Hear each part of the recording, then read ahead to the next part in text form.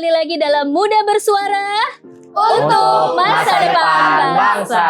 Dan masih bersama teman-teman dari SMK Telekomunikasi Telesandi Bekasi, betul? Betul. Alhamdulillah. Kita lanjut yuk bahas tentang kasus pinjaman online nih. Nah teman-teman, ini ada fakta menarik nih. Berdasarkan data Otoritas Jasa Keuangan atau OJK, profesi guru menjadi yang tertinggi terjerat hutang pinjaman online atau pinjol ilegal. Dari korban pinjol ilegal ini bahkan jumlahnya sebanyak 42% adalah berprofesi sebagai guru.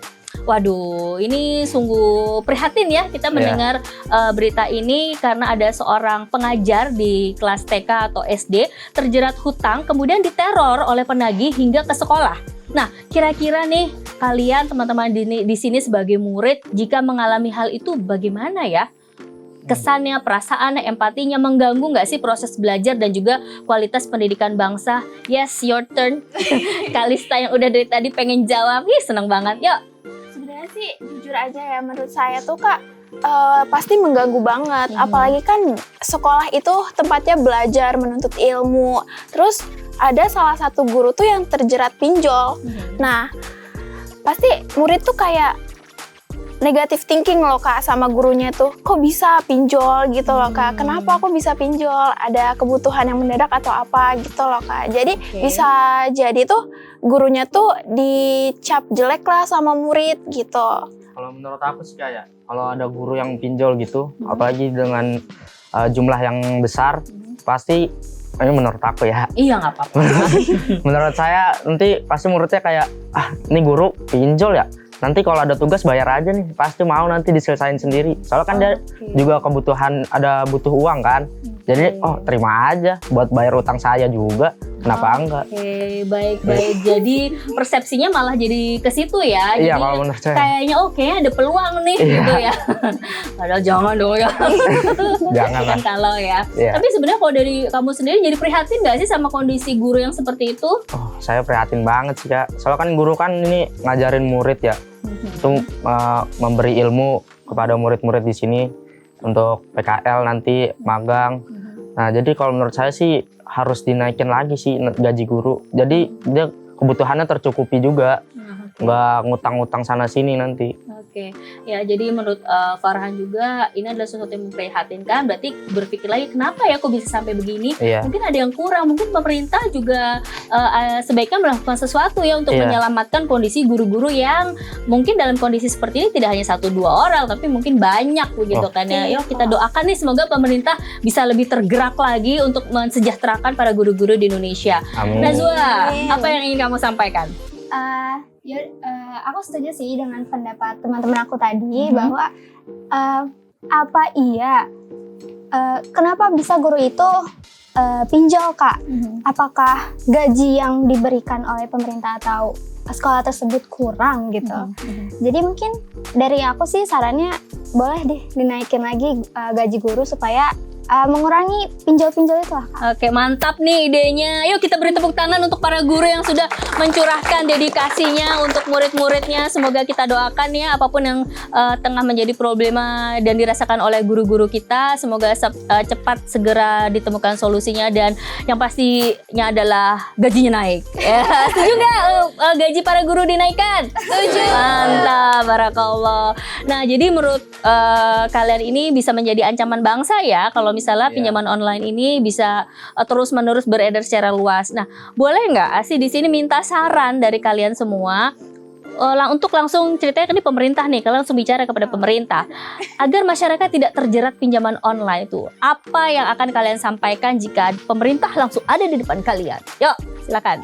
Sebenarnya pemerintah tuh sudah cukup baik dalam memblokir pinjaman-pinjaman online, aplikasi-aplikasi pinjol ilegal kan ya Kak. Nah, kalau saran aku sih sebenarnya dari masyarakatnya sendiri. Kalau masyarakatnya itu tidak terbuka pikirannya, kan pemerintah juga sulit Kak untuk mengatur semuanya gitu. Jadi perlu ada koordinasi begitu. Iya, dari dirinya sendiri sih seharusnya udah tergerak gitu Kak. Oke, untuk membatasi diri ya, janganlah melakukan pinjaman online gitu ya. Oke, Farhan? Kalau menurut aku sih ya aku kurang setuju sih sama pendapat tadi ya. Oke. Soalnya kan kalau masyarakatnya juga udah sadar nih, oh ini nggak boleh pinjol nih kan. Tapi pemerintahnya tidak menyediakan lapangan kerja. Nanti masyarakatnya nggak kerja, tapi kan masyarakat juga butuh makan. Makan pakai uang.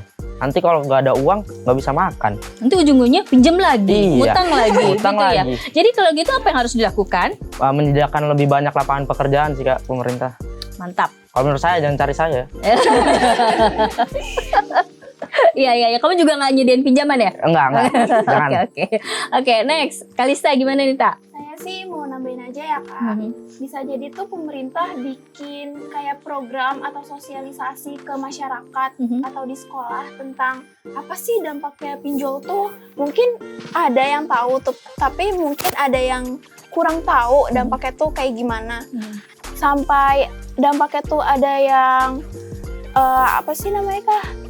Identitasnya tuh tersebar kayak gitu kan. Ada yang penyalahgunaan identitas gara-gara apa pinjol ini.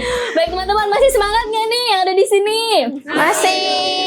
Oke, alhamdulillah. Oke, habis ini kita akan bahas lanjut ke tema pembahasan berikutnya terkait kasus-kasus yang sepertinya ini sangat dekat dengan kehidupan anak sekolah, yaitu bullying. Ya, dilansir dari Federasi Serikat Guru Indonesia atau FSGI mencatat kasus bullying di satuan pendidikan sepanjang tahun 2023 mencapai 30 kasus dan ke-30 kasus ini merupakan kasus yang sudah dilaporkan, kemudian diproses pihak berwenang dan mungkin ini jumlahnya bisa lebih dari yang belum dilaporkan. Dari 30 kasus perundungan tersebut bahkan ada kasus yang sampai memakan korban jiwa. Nah, teman-teman, sebelum kita masuk dan bahas kasus bullying, kita akan simak terlebih dahulu informasi yang berikut ini.